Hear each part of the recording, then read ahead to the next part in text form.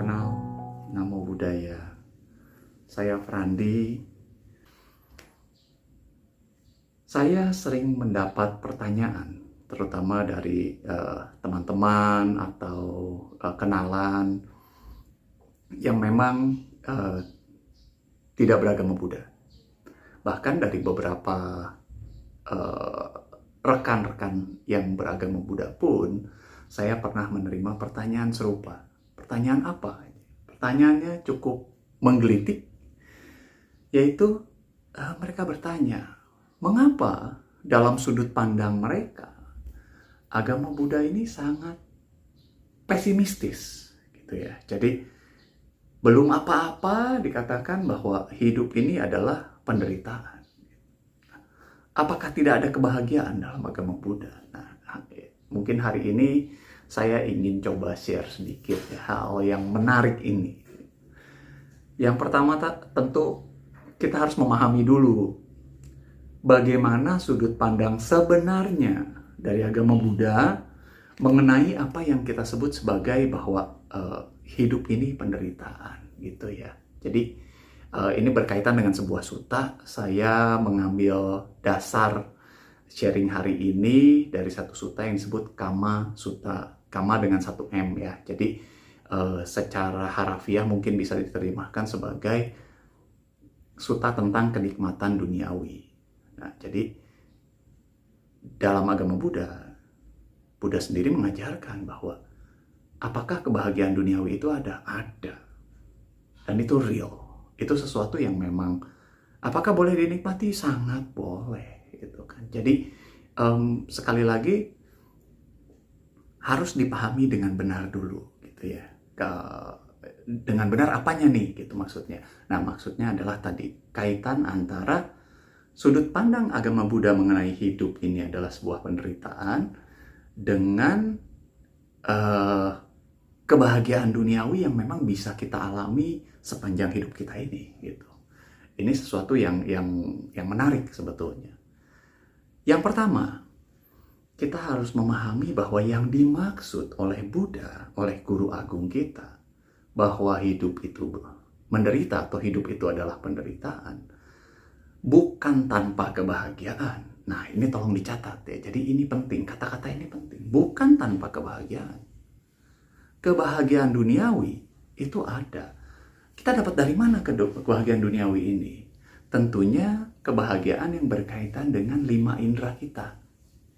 Atau bahkan 6 ya, kalau batin juga dihitung gitu. Nah, yang umum kita sebut panca indera gitu ya. Jadi mata memandang objek yang indah, yang bagus, yang menarik, apapun itu pun sebuah kebahagiaan duniawi. Ya, itu sebuah kebahagiaan duniawi. Kita tidak perlu menyangkalnya. Kita tidak akan mengatakan bahwa sesuatu yang indah itu buruk dan itu adalah penderitaan. Tidak. Sesuatu yang indah adalah indah. Memang indah.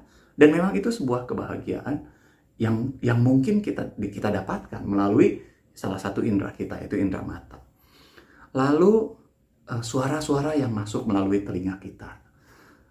Apakah nggak ada suara yang indah? Jelas ada, sama, gitu kan? Sama seperti kebahagiaan yang kita dapatkan dari indera mata tadi.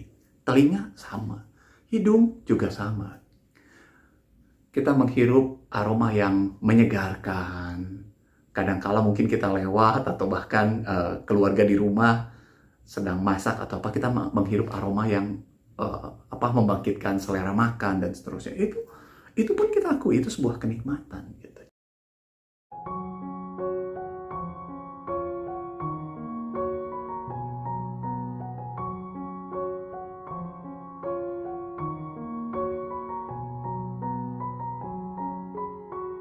Begitu pula makanan yang kita cicipi ya, yang kita masuk, yang melalui indera perasa kita gitu. Kemudian baju yang kita pakai ini yang nempel di kulit gitu ya, itu juga sama, itu juga boleh dikatakan sebuah kenikmatan duniawi. Kita bisa membedakan, kalau pakai baju yang bahannya halus ternyata lembut gitu ya, nyaman di kulit, nah itu pun sebuah kebahagiaan. Jadi kita tidak denial, kita tidak menolak bahwa kebahagiaan duniawi itu ada. Itu real. Real dalam arti harafiah tentunya ya. kita bicara pancaskanda, berarti kita bicara sesuatu yang memang terkait dengan indera kita dulu. Gitu. Nah, lalu bagaimana sudut pandang yang mengatakan bahwa hidup itu menderita? Kita kembali lagi, kebahagiaan yang kita peroleh melalui panca indera kita, apakah melekat secara terus-menerus? Kan tidak. Ya, jadi kita melihat sesuatu yang indah.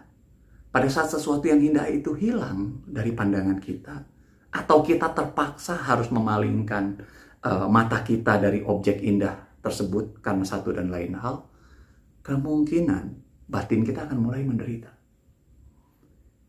Atau kita menikmati apapun yang kita rasakan melalui panca indera kita, kemudian kita tidak dapat menikmatinya kembali. Itu juga sebuah penderitaan.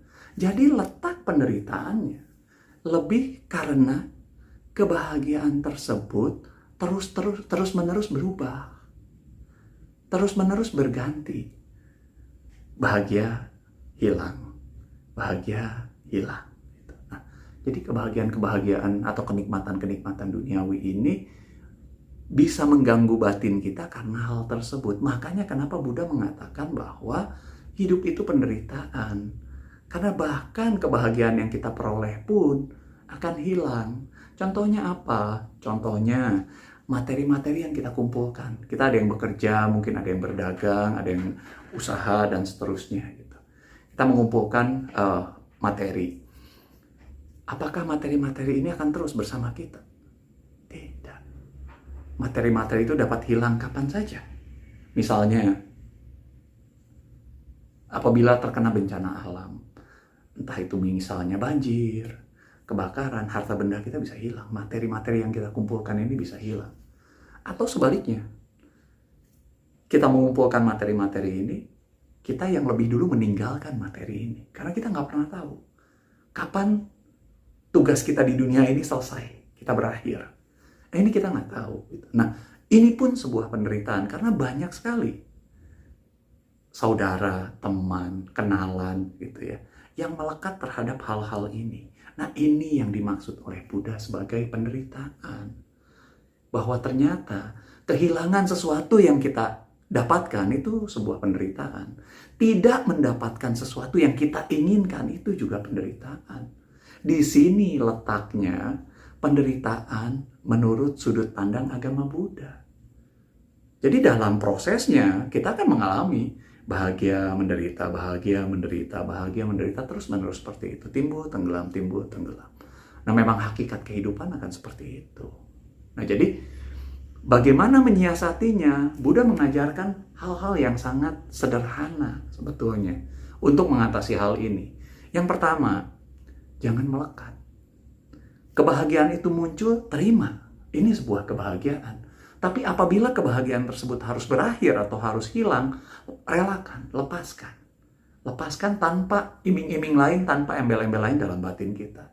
Ini teknik pertama. Yang kedua tentunya, menghancurkan akarnya. Apa akarnya? Keinginan. Yang pertama, tentunya memegang sila dengan teguh. Karena dengan kita memegang sila dengan teguh, maka kita belajar mendisiplinkan skanda kita ini, termasuk batin kita juga. Nah, ini penting. Lalu, belajarlah banyak melepas dengan berdana. Berdana harus didasari oleh juga kemurahan hati atau caga. Ya. Jadi, dana dan caga ini selalu beriringan. Gitu. Nah, ini penting.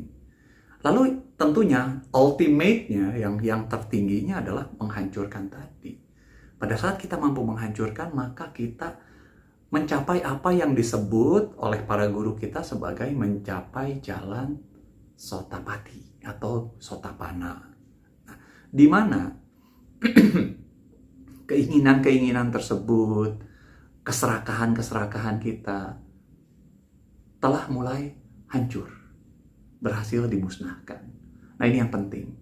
Jadi tujuan kita minimal sampai titik itu, sehingga kita akan terbebas pada akhirnya. Eventually kita akan terbebas dari samsara ini, dari apa yang disebut sebagai penderitaan ini. Karena kelahiran, kematian itu pun sebuah penderitaan.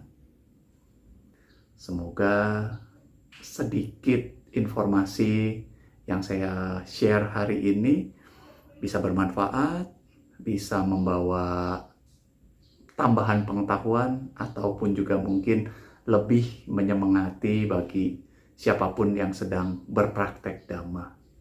Terima kasih. Namo Buddhaya.